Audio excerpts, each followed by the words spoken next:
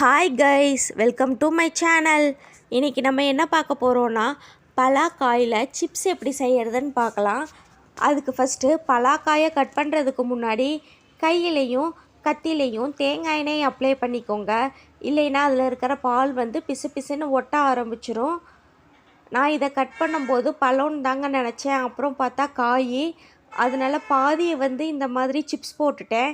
மீதி பாதியை 2 plastic cover போட்டு நல்லா கட்டி காற்று போகாமல் வாளிக்குள்ளே வச்சு மூடி வச்சிட்டேங்க.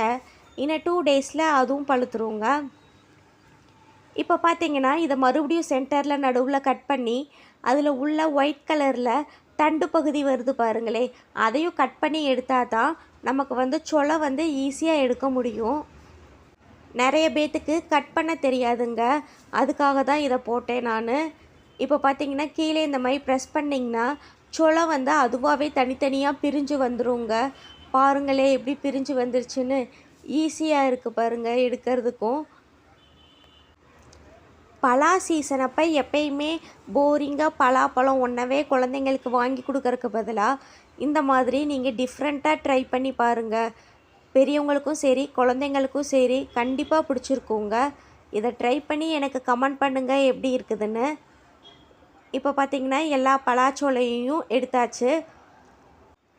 இப்போ இந்த சொலை மேலே ஒயிட் கலரில் தண்டு பகுதி இருக்குது பார்த்தீங்களா, அதையும் எடுத்துருங்க. அடுத்து அந்த பலாச்சோலைக்குள்ளே இருக்கிற கொட்டை இருக்குது பார்த்தீங்களா, அதையும் எடுத்துருங்க. அந்த கொட்டையை தூக்கி போட வேணாம், அப்படியே காய வச்சுக்கோங்க. கொட்டையை வச்சு நிறைய ரெசிபி பண்ணலாங்க. கூடிய சீக்கிரம் கொட்டையை வச்சு பண்ணுற ரெசிபியும் நான் அப்லோட் பண்ணுறேன். நீங்கள் பாருங்கள், உங்களுக்கும் பிடிக்கும். இதுவே பலாப்பழமாக இருந்துச்சுன்னா நம்ம கட் பண்ணும்போதே பாதி காலியாக இருந்திருக்குங்க. பலா காயாக இருந்தனால நமக்கு கொஞ்சம் சிப்ஸ் போட கிடச்சிச்சு. இப்போ பார்த்திங்கன்னா எல்லா காயையும் இந்த மாதிரி நீளமாக கட் பண்ணிக்கோங்க. அப்போ தான் சாஸ்க்கு தொட்டு சாப்பிட்றதுக்கு பசங்களும் விரும்புவாங்க. அதனால் எல்லாத்தையுமே இந்த மாதிரி நீளமாக ஃபிங்கர் சிப்ஸ் மாதிரி கட் பண்ணிக்கோங்க. எல்லாத்தையும் நான் கட் பண்ணிட்டேன். இப்போ பார்த்திங்கன்னா வடைச்சட்டியில் கல்லெண்ணெய் ஊற்றிக்கோங்க.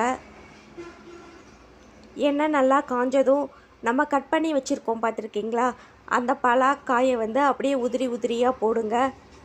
ஃபஸ்ட்டு இதை ஒரு டைம் போட்டு எடுத்து பாருங்கள்.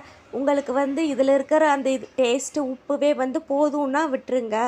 இல்லைன்னா ஒரு 1/2 ஸ்பூன் அளவுக்கு உப்பில் கொஞ்சம் தண்ணியை கலக்கி அதை பாதி வெந்ததும் அப்படியே ஊற்றிடுங்க. ஒரு தடவை இந்த மாதிரி உப்பு போட்டு தண்ணி ஊற்றுனீங்கன்னா போதும், ஒவ்வொரு டைமும் ஊற்றக்கூடாது. அப்படி ஊற்றுனீங்கன்னா ரொம்ப உப்பாக இருக்கும், கசக்கும். சும்மா இப்படியே சாப்பிட்றதுனாலும் சாப்பிட்டுக்கலாம். பசங்களுக்கு நீங்கள் மிளகாத்தூள் போட வேணாம், நமக்கு மட்டும் மிளகாத்தூள் போட்டு சாப்பிட்டுக்கலாம். இப்போ பார்த்தீங்கன்னா தெரியும் உங்களுக்கு எவ்வளோ கிறிஸ்பியாக வந்திருக்குன்னு. அப்படியே தொட்டதுமே உடையுது பாருங்களே. இப்போ நான் ஃபஸ்ட்டே இதில் உப்பு போட்டுட்டேன், அதனால் இப்போ மிளகாத்தூள் மட்டும் போடுறேன். பசங்களுக்கு தனியாக நான் எடுத்து வச்சிட்டேன். கண்டிப்பாக இந்த வீடியோ உங்களுக்கு பிடிச்சிருக்குன்னு நினைக்கிறேன். நீங்கள் இதை ட்ரை பண்ணி எனக்கு கமெண்ட் பண்ணுங்கள். தேங்க்ஸ் ஃபார் வாட்சிங். இந்த வீடியோ உங்களுக்கு பிடிச்சிருந்தால் லைக் பண்ணுங்கள், சப்ஸ்கிரைப் பண்ணுங்கள். பாய் பாய். நெக்ஸ்ட் வீடியோவில் பார்க்கலாம்.